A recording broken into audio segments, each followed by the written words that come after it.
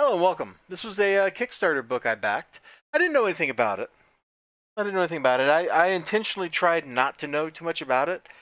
I just kind of read the description, looked at the provided sample art, and I'm like, yeah, this looks like it might be worth it.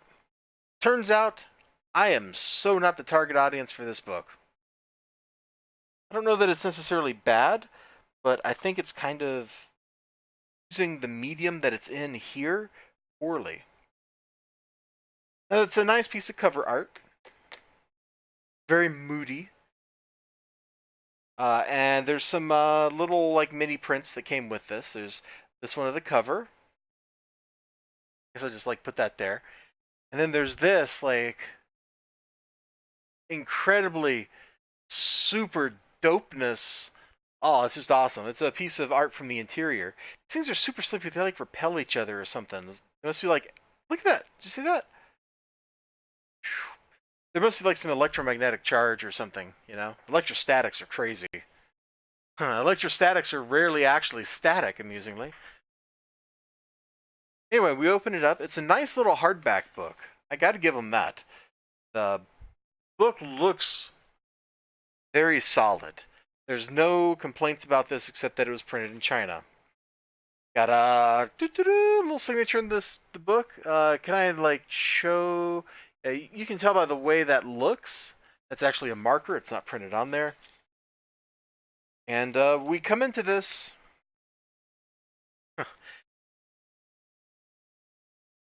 Sorry, that's not how fair use works.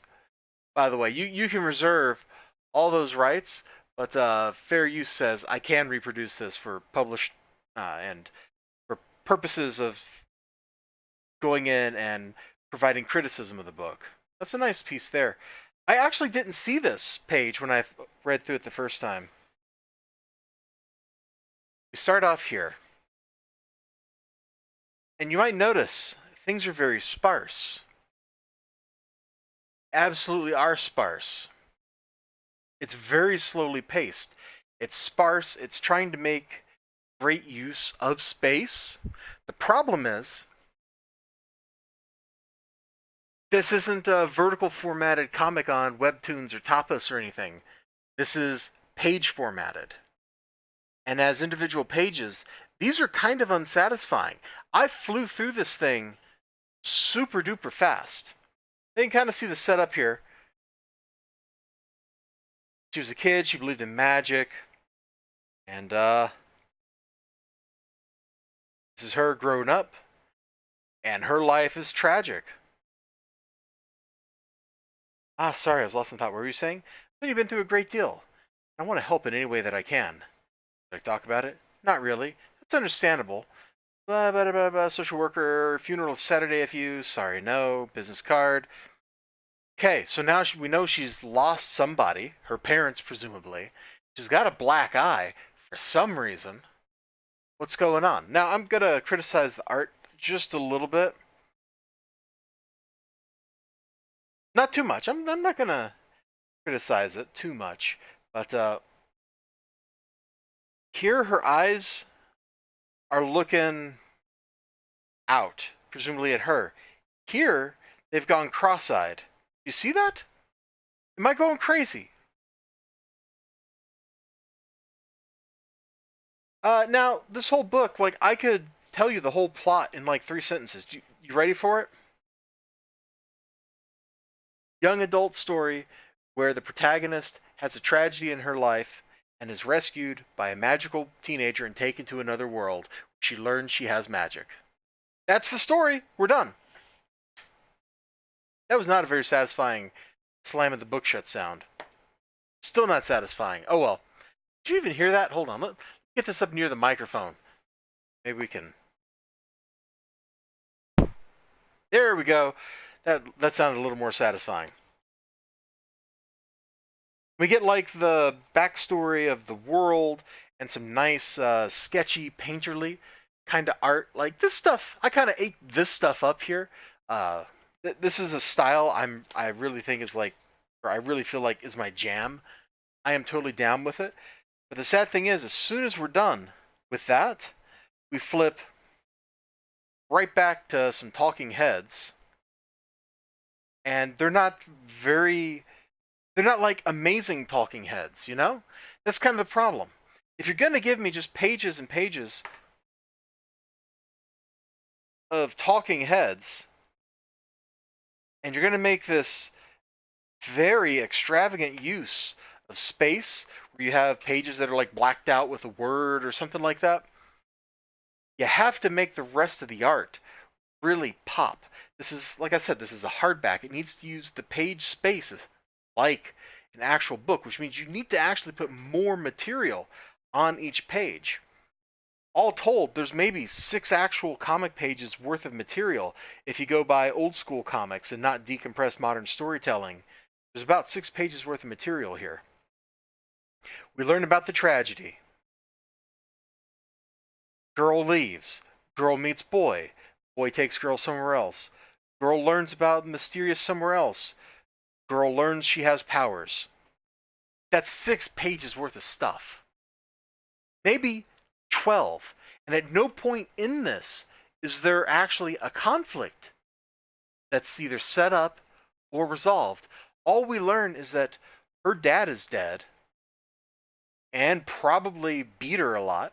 That's not really like made explicit, but it's totally a panel of her getting psh, like that. Dialogue is almost as sparse as the stuff happening. Let me find a great example of that. A page where you've got talking heads and there's really very little talking.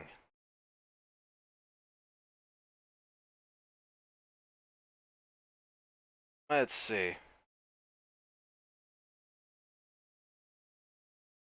Here's 4 panels. This is half of a page. 4 panels, 3 text bubbles. Nothing really happens.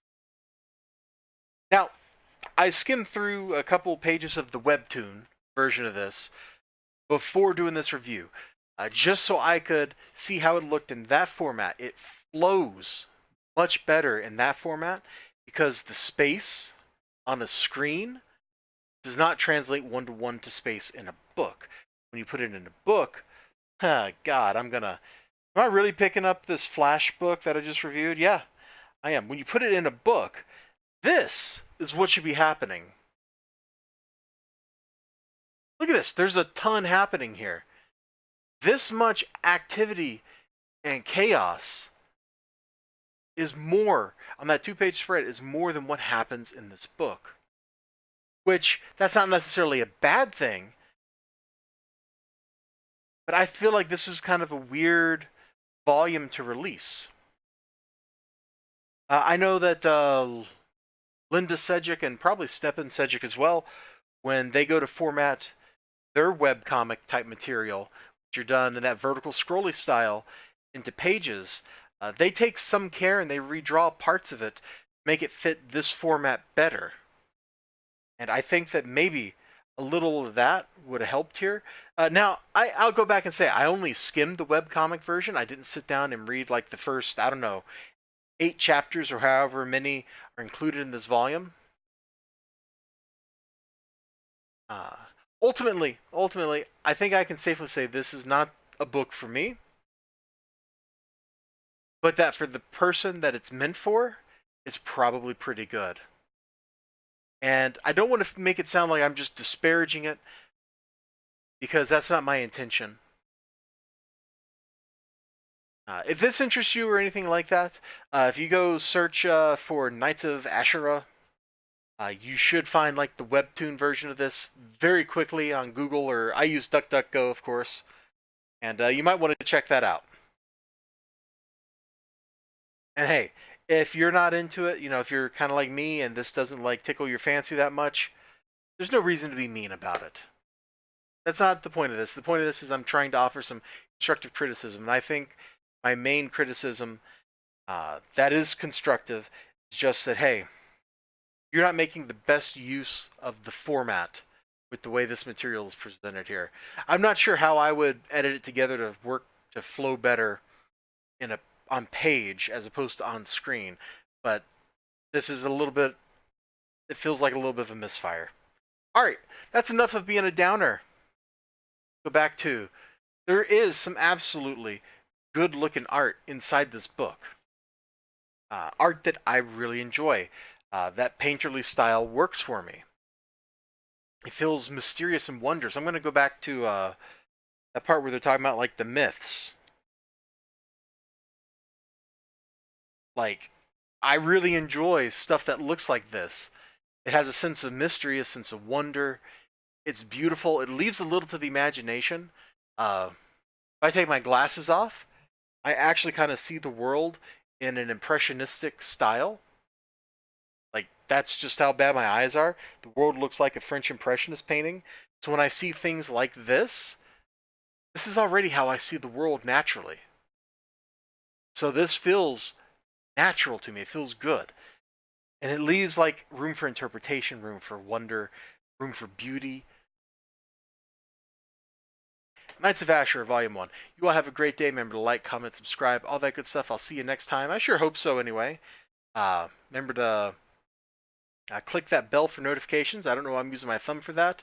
Some social media links down there. And, there should be some things to click on up here if you feel like it. But until next time, bye-bye.